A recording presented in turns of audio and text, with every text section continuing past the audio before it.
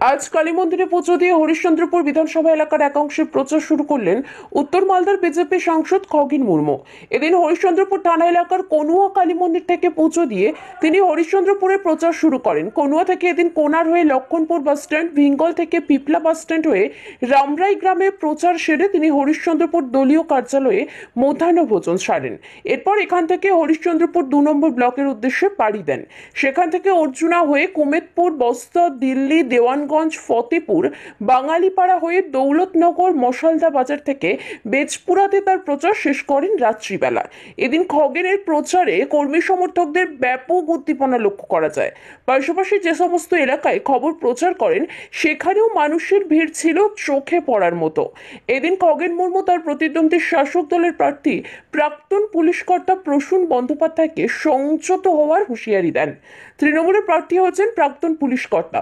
তিনি প্রচারে নিজের প্রভাব খাটানোর চেষ্টা করছেন। কেন্দ্রীয় বাহিনীকে ঘরে আটকে রাখার, কখনো বা টাইট দেওয়ার হুঁশিয়ারি দিয়েছেন। প্রতিপক্ষকে থাবড়ে দেওয়ার হুমকি দিচ্ছেন। এগুলি ঠিক নয়, এগুলো মানুষ ভালোভাবে নিচ্ছে না। তাছাড়া উনি উত্তর মালদায় কতটুকু চেনেন? উনি তো বাইরের লোক। মানুষ প্রধানমন্ত্রী নরেন্দ্র মোদীর উন্নয়ন দেখছেন, আর এই উন্নয়নের জোর এই মানুষ বিজেপিকে ভোট দেবে। প্রভাব পাচ্ছেন, মানুষজন কেমন সমর্থন করছে? আপনি দেখতেই পাচ্ছেন যে আজকে আমরা এখানে ওই কনুয়াতে আমরা মা কালীর মন্দিরে আমরা এখানে পুজো দিলাম। আমাদের এখানে যত মন্দির আছে, আমাদের বজরংবলী মন্দির আছে, আমাদের এখানে বাবা মন্দির আছে, আমাদের দুর্গা মন্দির আছে, সমস্ত মন্দিরে পুজো দিয়ে আমরা এখনই আমাদের সমস্ত কার্যকর্তা এখানে আছেন, আমাদের সমস্ত পদাধিকারীরা এখানে রয়েছেন। আমরা একসাথে এই মন্দিরে পুজো আমরা ইতিমধ্যে আমরা শেষ করেছি। আমরা বাড়ি বাড়ি যাব।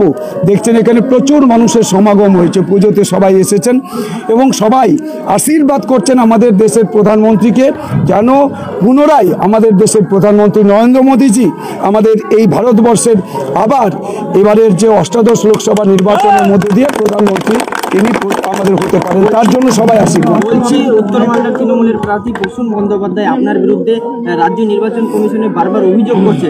তিনি বলছেন যে আপনি প্রমাণ ছাড়াই ওনার বিরুদ্ধে অভিযোগ করেছিলেন। কি বলবেন এই বিষয়টি? তিনি যে সমস্ত কথাবার্তাগুলো বলছেন তাকে বলুন তিনি সংযত হতে। তিনি এখানে আমাদের যে কেন্দ্রীয় বাহিনী তাদের সম্পর্কে কটু কথা বলছেন, কটাক্ষ করছেন, তাদের তালা বন্ধ করে রাখতে বলছেন, থাবা বসাবেন বলছেন, গুড়িয়ে দিবেন ভারতীয় জনতা পার্টির সমস্ত কার্যকর্তা পদাধিকারীদের, কতজনকে গুড়িয়ে দিবেন, ধুলায় মিশিয়ে দিবেন, এই সমস্ত কথাগুলো বলছেন।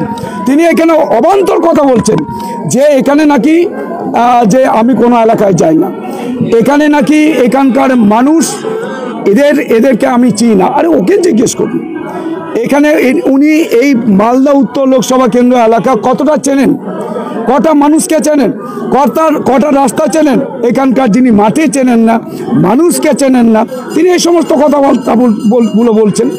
এটা হচ্ছে তার পক্ষে প্রযোজ্য।